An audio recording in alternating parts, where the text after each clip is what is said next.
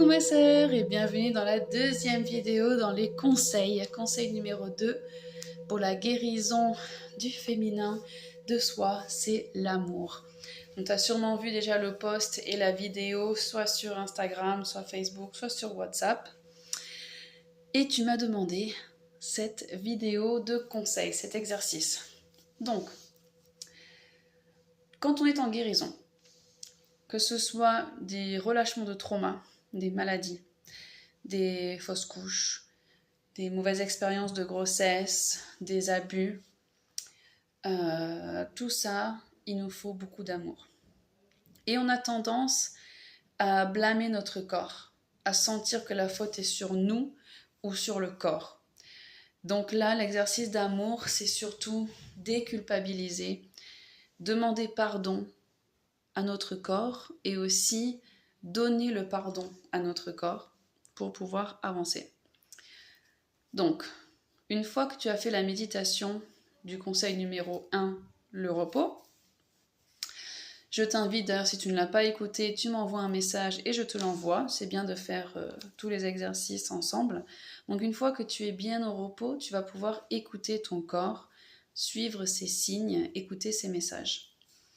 Si tu as eu, ou si tu traverses, si tu es en guérison d'une maladie, on peut parfois se dire « Ah, pourquoi ça m'arrive ?» Donc on va essayer de mettre la faute sur quelque chose extérieur, ou alors se mettre la faute sur le corps, donc qu'est-ce que j'aurais pu faire, tout ça. Quand on a une maladie, souvent c'est un message du corps. Par exemple, quand j'avais le précancer très avancé sur mon col de l'utérus, une des manières, j'ai vu ça de plein de manières différentes, mais une des manières que j'ai vu ça, c'est que mon corps avait tellement envie de porter un enfant, parce que vraiment j'avais envie d'avoir un enfant depuis des années, et j'ai eu les fausses couches, j'ai eu des problèmes de fertilité. Et c'est comme si mon utérus me disait, voilà, je t'ai créé quelque chose, je t'ai fait un petit bébé. Donc j'ai beaucoup remercié mon corps d'avoir créé ces cellules en plus, d'avoir créé ce précancer, pour me prouver, oui, effectivement, mon bel utérus, tu as tellement de force, tu peux créer quelque chose de très puissant. Et tu as réussi à le tenir pendant très longtemps, plusieurs années, donc tu es fort. Et donc j'étais fière de mon corps d'avoir réussi à créer ça. Et ensuite je lui ai dit, ne t'inquiète pas, on va relâcher ça, et un jour peut-être je pourrai placer un petit bébé dans cet utérus, et on pourra tenir la vie ensemble, mon utérus et moi, même si nous sommes que un. Parfois c'est bien de parler aux parties de nos corps pour voir s'ils ont des messages. Et ça, c'était un des messages importants pour moi. Donc à toi de voir si tu as une maladie, qu'est-ce que cette maladie t'apporte? Quel est son message? Cet organe, qu'est-ce qu'il veut et qu'est-ce qu'il te dit? Ensuite, les fausses couches, par contre, en elles-mêmes, ne sont pas une maladie. Donc la fausse couche en elle-même n'est pas un message. Quand on a traversé une perte d'enfant, une tragédie comme ça, il n'y a pas de message particulier du corps, à part si plus tard on découvre qu'il y a une maladie ou quelque chose. Mais la perte d'enfant en elle-même est un moment de retour à soi.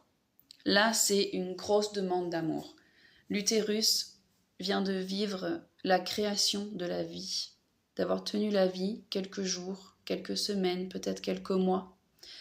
Et là, d'un coup, l'a perdu. Donc cet utérus est en manque d'avoir tenu cette vie, cette douceur, a été remplacée par une douleur énergétique, une douleur physique peut-être aussi, et surtout une douleur très émotionnelle. Et si en plus on va aller dire à notre corps « Ah là là, mais pourquoi tu m'as fait ça? Je suis nulle, Souvent on va se mettre la faute sur soi, qu'est-ce que j'aurais pu faire pour éviter ça? Mon utérus, telle chose et telle chose, on va donner des insultes, et c'est vraiment pas le moment de s'insulter. Là c'est le moment de donner tellement d'amour à ce petit utérus qui vient de traverser cette perte. Toi, tu le ressens dans ton cœur, dans ta douleur profonde, mais ton corps aussi vient de vivre ça. Donc il ne faut pas le blâmer, il ne faut pas l'insulter, pas lui donner encore plus de douleur. Là, c'est un moment de relâchement et de se laisser porter par l'amour et de trouver un soutien aussi extérieur pour nous donner l'amour. Et s'il n'y a que soi, vraiment se donner de l'amour, de la douceur, du temps, du repos, tout ce dont on a besoin, de la nourriture saine et délicieuse.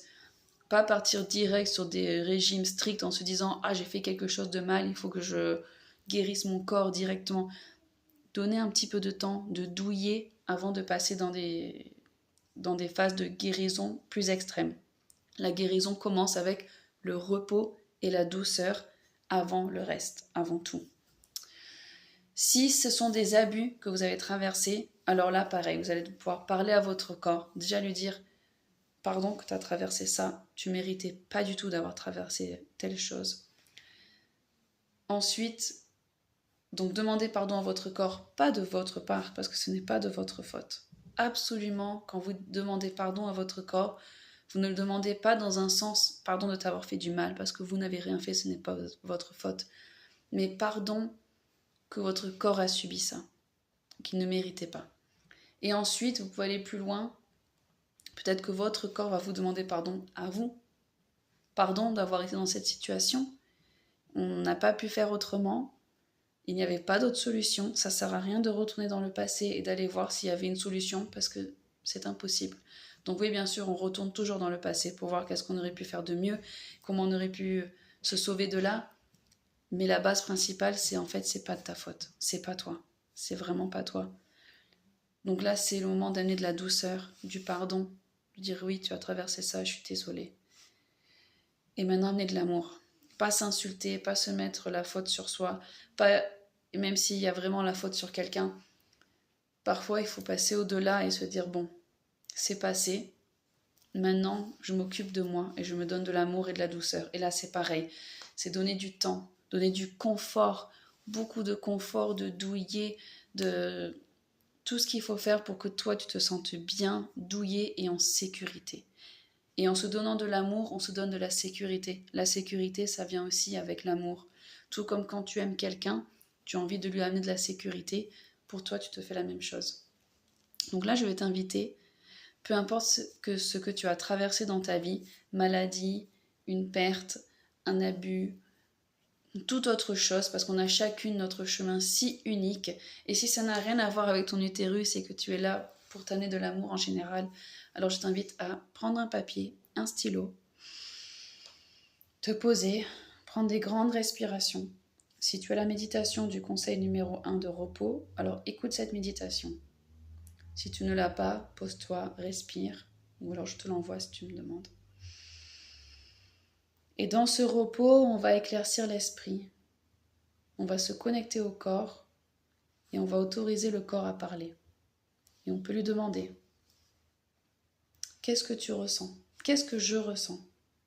Et on écrit « Dans mon état de repos, de calme, qu'est-ce qui ressort le plus ?» Parce que quand on se met au repos, ça ne veut pas dire qu'on va se sentir zen et calme. Mais on a fait la méditation, on a fait tout ce qu'il faut pour être au repos. Et qu'est-ce qui est encore là ? Est-ce qu'il y a encore un stress ? Est-ce qu'il y a encore une pensée ? Est-ce qu'il y a une sensation dans le corps ? C'est ça, on va le noter. Je me sens de telle ou telle manière. Je sens qu'ici, dans le cœur ou dans le plexus solaire, j'ai une pression. Même au repos, une pression reste ici. Je sens que même quand je suis au repos, mon ventre, j'ai mal au ventre. Ou même quand je suis au repos, je n'arrive pas à relâcher telle ou telle image de ma tête, telle ou telle pensée. Et on écrit, on écrit. On laisse le corps exprimer ce qu'il ressent lorsqu'il est au repos. Quand on est dans le stress de la journée, c'est normal d'avoir des idées dans tous les sens, des douleurs, des maux de ventre, de tête. Mais je ne parle pas de ça.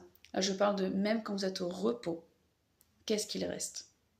Et ça, après, je vous invite à vous d'aller lire et de relire ce que vous avez noté et de voir si vous trouvez un message ou quelque chose. Et surtout, qu'il y ait un message ou non, on relâche la pression et on se donne de l'amour. Donc vous allez vous mettre au douillet, vous allez vous cuisiner ou aller acheter quelque chose de très très bon à manger. Même si c'est mauvais pour la santé, là on n'est pas dans la phase de guérison médicamentale, on est dans la phase repos-amour. Et vous allez écouter votre corps et donner à votre corps ce qu'il demande. Donner, donner, donner. De la musique, de la danse, aller voir les amis, dormir, manger, boire, trouver une boisson délicieuse. Qu'est-ce que votre corps, qu'est-ce que ton corps te demande ? Et écoute-le et fais-le. Donne-lui par amour ce qu'il te demande. Bon courage, je t'aime fort.